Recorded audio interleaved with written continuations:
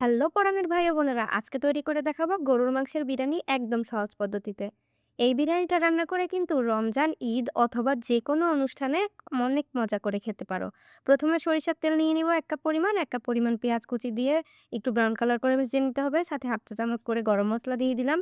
সাথে দিয়ে দিচ্ছি পেঁয়াজ বাটা, রসুন বাটা, আদা বাটা, গুঁড়া মসলা হিসাবে জিরার গুঁড়া, লাল মরিচের গুঁড়া, বিরিয়ানির মসলা এবং লবণ দিয়ে দিলাম।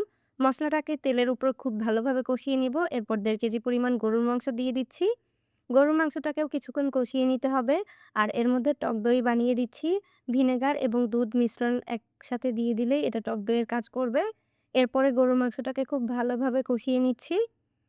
সাথে দিয়ে দিচ্ছি ১ কাপ পরিমাণ কুসুম গরম পানি। মাংসটা যখন এই পানিটা একদম টেনে যাবে এবং উপরে তেল ভেসে উঠবে, তখন এর মধ্যে আমরা চাল এড করে দিব। আর এই পানিতেই কিন্তু আমাদের মাংসটা একদম নরম হয়ে সফট হয়ে সেদ্ধ হয়ে গেছে।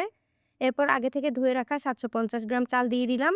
চালটা দিয়ে ২ মিনিট ভেজে নিব। সাথে একটা তেজপাতা দিয়ে দিচ্ছি। এরপরে গরম পানি এড করে দিব। আমরা যতটুকু চাল দিয়েছি তার ঠিক ডাবল পরিমাণ পানি দিয়েছি। কয়েকটা কাঁচামরিচ মাথা ভেঙে দিয়ে দিলাম। সাথে ১ চা চামচ চিনি দিয়ে দিচ্ছি। এরপর চুলার আঁচটাকে লোতে রেখে রান্না করে নিব। পানিটা যখন শুকিয়ে যাবে তখন চালটা একটু উল্টে-পাল্টে উপর থেকে একটু ঘি ছড়িয়ে দিয়ে দমে দিয়ে রাখবো ১০ মিনিট। আর ১০ মিনিটে তৈরি হয়ে যাবে আমাদের মজাদার গরুর মাংসের বিরিয়ানি। ভিডিওটি ভালো লাগলে লাইক, কমেন্ট, শেয়ার করতে ভুলবেন না। ধন্যবাদ।